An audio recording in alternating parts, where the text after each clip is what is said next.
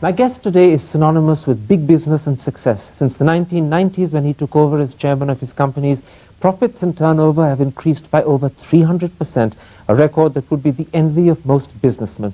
But what is he himself like? What makes him tick? Well, let's see if he tells us as I introduce you to Ratan Tata. Welcome to the program. Thank you. You were born in British India at a time when most people didn't realize that perhaps independence was imminent. What sort of memories of childhood do you have of that period? Not very many. I recall some of the riots at the time of the independence movement. My family house was across the street from Azad Maidan, which was the scene of many meetings and many lathi charges. And I remember watching them from our balcony. As a young kid, I sort of wanted India to win. And I remember as kids we used to, pour sugar in the petrol tanks of motorcycles that belonged to the British MPs whenever we could, and things of this nature. So as a little kid, Ratan Tata was busy spoiling all the British cars he could find? Not all the British cars, unfortunately, but several of them. Now, your parents separated when you were just 7. At that age, was that a traumatic experience for you? Yes, it was. But we had a close-knit family, and we overcame that. We both my brother and I had a hard time in school. Because they teased you? Because they teased us. Wasn't a common event in those days, and so we had to undergo that and became sensitized to it, in a manner of speaking. You had to learn to develop a thick skin. Or became very sensitive to that. You became very close to your grandmother, Lady Tata. Would you say that in a sense she was the dominant influence as you were growing up? I was always close to her. She was instrumental in my having her husband's name when I was born. And she was very much a person that I grew up with from as far as I can remember. Did she spoil you? Was she indulgent? She was indulgent, but she never spoilt one. She was very proper. She was very demanding. She had tremendous values and a tremendous sense of what was right or wrong. And she had enormous dignity, which she was very keen that everybody around her, including herself, maintain. So I grew up with those kinds of standards imposed on me. I don't think she spoiled. She made you... Other people may think she spoiled me. Now, I know she was a grand lady in her own way, and she had this amazing Jalaj car that used to be sent to school to pick you up. But it made you cringe at times, didn't it? Yeah, it didn't always come. It came from time to time, and yes, we did cringe. It was in a car where the driver sat in an open area, you sat in an enclosed area. It was high. It had huge wheels with tiny tires and spokes.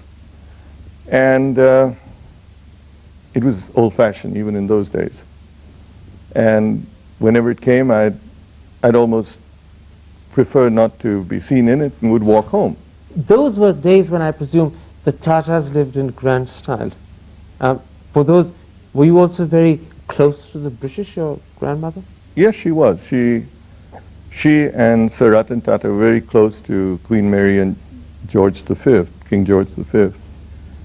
And that was part of her life. It certainly wasn't part of mine. In your late teens, you left India and you went to Cornell. You did a degree in architecture and structural engineering. But it wasn't something that your father really wanted you to do, was it? My father wanted me to go to England. He wanted me to be a chartered accountant as he had been. And I was the rebel who wanted to go to the United States, and I wanted to study architecture and engineering. So he didn't like it. Did you have a problem with him over this? No. He accepted your decision? Well, I did it anyway. What was Cornell like? I mean, you were a rich Indian, and suddenly you were in a big American university where the name Tata probably meant nothing. No, I was just one of 20,000 students. Believe me, in those days when when an Indian went abroad, the RBI gave you a very meager allowance. So I was not a rich Indian. I was a struggling student at that time, wondering whether I'd make it to the end of the month before my next check came. And quite frankly, the thing about Cornell was it was so big and you were so anonymous, and you knew no one, and you were in a new culture that was scary for the first few months. I get you took to Cornell because afterwards you stayed on in America, and I gather you, in fact, initially weren't too keen on coming back to India. I loved America and still do. I feel very much at home there, and I had a good job, exciting job in a city I loved, Los Angeles, and yes, I had no intention of coming back. What was it that drew you to America? The people, the culture, or just in a sense the freedom to be yourself? It's strange you should ask me that. I don't know what drew me to America, but ever since I was a kid, long before I ever went there the first time, I had a desire to go there. It was like a dream fulfilled. Yeah, destiny, whatever. So what brought you back? My grandmother brought me back. She was old, she was ailing, and she wanted to see me again. And she appealed to me. In those days, even telephone calls were hard. You know, you had to book a call, and they weren't an everyday thing. And she appealed to me, and it touched me, and so I went back. In the end, the bond with your grandmother was stronger than the attraction to America. Well, I came back not necessarily thinking I would live the rest of my life here. I just came back because she wanted me back. Within 15 days of your return, you found yourself bundled off to Jamshedpur, beginning a new career in the Tatas. And it wasn't a great job that they sent you to do, was it? No, it was an endless training program. In hindsight, a very useful one, but at that time seemed like a terrible waste of time. They literally made you begin on the shop floor. Yes, which is worthwhile. And you lived in a hostel with all the other apprentices. Yes. They wouldn't even let you take your car, but they permitted a bicycle. They permitted a bicycle, or I was rather offended that I was told that you can't take your car, but you can take a bicycle. Coming from Los Angeles, I didn't see how anybody had the right to tell you what to do. So I didn't get a bicycle, and I walked. So the rebel was there again. Yeah. Were there times when you said to yourself, what on earth am I doing here? Why am I not back in America? Yeah, a couple of times. And I did almost go back. You seriously thought that you were going to throw it in and go back? Oh, yeah. What kept you on? It's hard to say. A couple of times I came very close to going back, and then didn't. I can't explain that. It was just, I think, something that happened here. One of the things that happened that kept me back was being asked to take over Nelco, and it seemed like a challenge. That was 1971. That's right. That was another moment when I was thinking of going back. You say it was like a challenge. It was a loss-making company at the time, and presumably no one else in the Tata Group wanted to take it over. Was it the challenge that attracted you, or was it suddenly the feeling that you had a role to perform and that you were made to belong?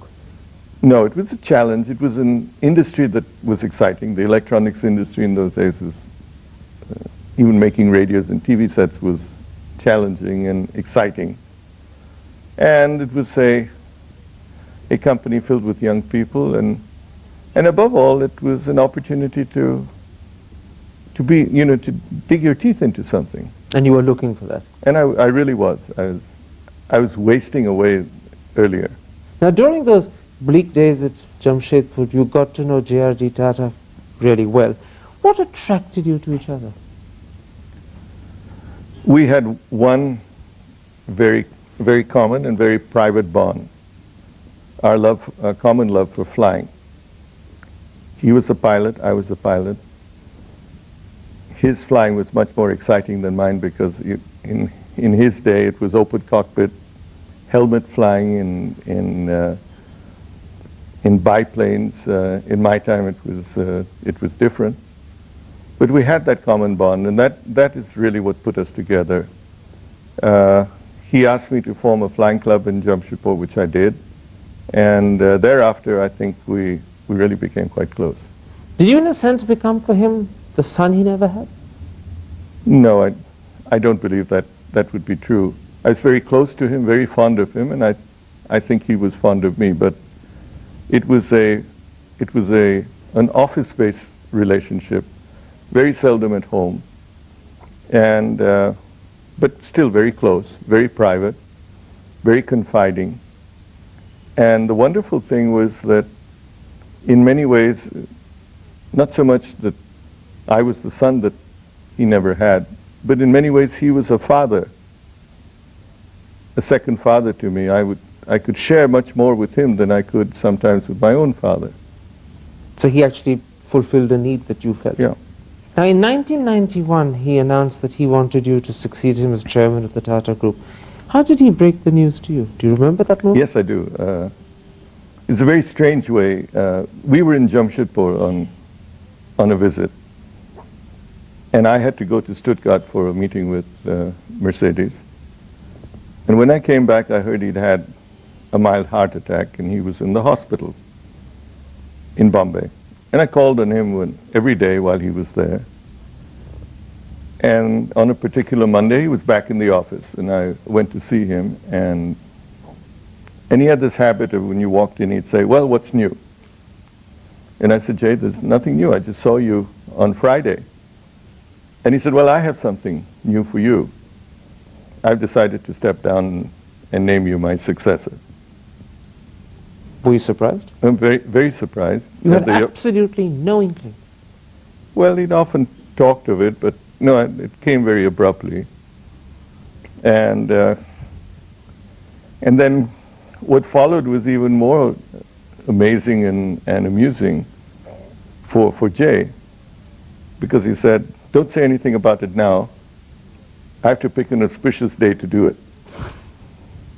And, Jay was not a superstitious person. He didn't believe in these kinds of things, so I don't know what had come over him. So we stayed quiet, and at an appropriate board meeting, he brought this up. And it was as much of a shock to the rest of the board members? No, he'd spoken to each one of them. He'd briefed them all? Yeah. But did you ever find out what this auspicious day was that he was waiting for? No, I never did. That remains a secret he took with him? Yes, I guess so. Let's take a break there. I want in part two to come back and talk about the things that have happened since you became the Mr. Tata. We'll be back in just a couple of moments. Stay with us.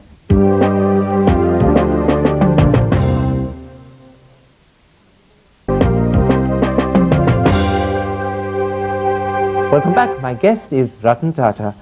When you took over as chairman of Tata's in 1991, your profits were just around 700 crores. Today they're 2,100 crores. Your turnover was 11,000 crores. Today it's probably touching above 37,000 crores. Is that a source of pride and satisfaction, or do you see it simply as a stepping stone on an unfinished journey? I'd say it's a bit of both. It of course is an issue of pride in the team of people that the Tatas had. It's not any one single person that's made that happen. It's a team that has worked towards whatever Tatas have done. But it is an unfinished task on a road. A task that I think is a challenging one, because there's so much that is happening in the world around us. And whatever that growth may be, it's still a growth rate that one could seem a little dissatisfied with, or a little optimistic of bettering in the coming years. I suppose when you're a businessman, you can always earn more. There can always be better profits. Yes, not only that. There's so many new areas that are emerging, new technologies, new fields of endeavor. And the excitement of entering those fields and growing in them, growing well in them, and being deeply entrenched in them is an exciting task. You talk about taking the company into new fields and take it into exciting tasks, and your colleagues say that perhaps the most important thing you did was to restructure the organization. It took you several years to do it, but were you doing it simply to assert the hold of the Tatas over what was then a loose confederal empire, or was it also to refocus, redirect, and give coherence? We needed refocusing, and we needed consolidation, and that task is not finished. In fact, I'd say it's barely started. We also needed to have the right to manage, if you might. In many of our companies, our financial stake was very low, and it didn't need to be very high in the days of MRTP. But today, things are different, and I think my own personal feeling is that the right to manage comes with a reasonable stake in your company. And you have no right to, or one can argue that you have no right to manage if you have a 2 or 3% stake in a company that you run. So it's been a bit of both. We needed to consolidate our businesses and have focus. And we also needed to increase the stake in our company so that we were rightful managers and promoters of that company. It was both a moral as well as a practical thing to do. Yes. But it wasn't always easy, was it? Because there were people, they were called the titans, weren't they, in those days, who were either resistant or perhaps even in the case of Rusi Modi, defiant. Were they difficult to handle? They were older and more seasoned members of a management team that Jay had created over the years. All of them had made tremendous contributions to Indian industry. And they may have had difference of views from mine, and mine was not necessarily the right view. So, yes, there have been disagreements. That's good. There was a great deal of moderation arising out of the experience and the maturity of what they had to say. Of course, even afterwards, it wasn't always very easy. For instance, when you came up with the idea for a private airline in collaboration with Singapore Airlines, the market thought you had a winner, but for some reason or the other, it never really took off. Was it political obstruction that stopped you, or was it in fact the ambitions of rival businessmen that tripped you up? I think it was the latter, not the former. We went through 3 governments, different governments, who were, if you might, maneuvered to take the same view. Were you bitter when it fell apart? No. Or was it a setback? No, not at all. I don't think winning or losing a license is a setback or a reason to be despondent. Except that when you know you have a good idea and you know that the market believes you have a winning idea, then not to be able to follow it through must be at least disappointing. It's disappointing. Disappointing not that we didn't get it, disappointing that the system was maneuvered in a way that this could happen. They say that one of the problems perhaps the Tatas have in handling the Indian system is that you don't grease palms, that you don't facilitate. Is that often a burden and a problem, just as much as it's something to be proud of? I would like to say, first of all, that more than anything else, one is proud of that. Sometimes it is a problem. And the way I look at it and the way I speak to others is that I really would like to go to bed at night or wake up in the morning saying that we have not succumbed, and yet we've been successful. That is important to you, that when you put your head on your pillow, you can do it with your conscience clear. It's very important to me. But what do you say when critics turn around and say that this is also a reason why perhaps you don't grow as fast as you could? And it's a fair point. They may be right. But I would prefer to live with the knowledge I have of upholding the values that we have and that we've tried to uphold through these years, rather than say that I've grown at 3 times the rate that we have. Conscience before profit. Conscience before profit, perhaps, or profit in a particular way, in a particular form that you can live with, that you can be proud of. Let's talk a little about yourself. Yeah. Those who know you say that you're very private, you're reserved, perhaps even solitary. Is that so? Perhaps so, yes. Do you ever feel lonely as a result? Yes, sometimes. And do you welcome it? No, there are times that in a job like mine that you welcome being alone. You seldom have time by yourself. And there are times that you do feel lonely. I presume that's when the day is done and you go home and it's to an empty home. Sometimes. Unfortunately, I'm seldom home. But did you never think of getting married? Yes, I did, and came close several times. Can I ask what went wrong? Oh, different things went wrong at different times. Usually the pressure of work, the feeling that that domestic life was secondary to my work life was usually the reason that things didn't work out. Because you said to yourself, there's always time for this later on. Yes, yes. And today, when you suddenly discover that perhaps there hasn't been time, do you regret not having married? Oh, many times. Would you still consider getting married? Oh, of course. So you don't Yeah. think that at 63 it's too late? I don't think it's too late to do anything. If the right person were there and I had the right feelings, I would certainly do so. Now, you mentioned that one of your great hobbies is flying. Your friends say that you're also a great mimic, but that's not a solitary man's hobby, is it? It's almost a party game. Yes, I suppose so. When I say a solitary person or a private person, it isn't that I don't enjoy being with people. And in a way, I think anybody who draws or tries to capture what they see, inevitably is also a mimicker, because they not only see the visuals, but they also capture mannerisms and words and the manner in which somebody works. And so, in that sense, mimicking is very much an easy thing. Did you mimic people all the time when you're with your friends? Oh, all the time. Who are the sort of people you mimic? Well, I mimic you when I finish with this session. Couldn't you do it just now? No. You're 63, or you will be later on this year. Will you retire in 65 as the rules of Tata Sons say you should? Yes, from an executive position, I will. And will another Tata succeed you? The only other Tata is my stepbrother, who is in the company. He's young and he's moving through the organization. I would imagine at some stage or another there may be another Tata in the organization. Whether it'll be another Tata that succeeds me, I think, is for my colleagues to decide. Not something you're going to comment on? No. You won't do what JRD did, which is to nominate his successor and discuss it with the board, or at least indicate his preference?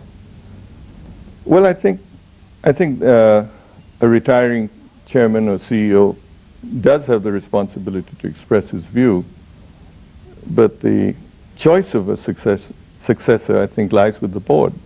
They're responsible for what happens, and it should not be that an outgoing person nominates or suggests his successor.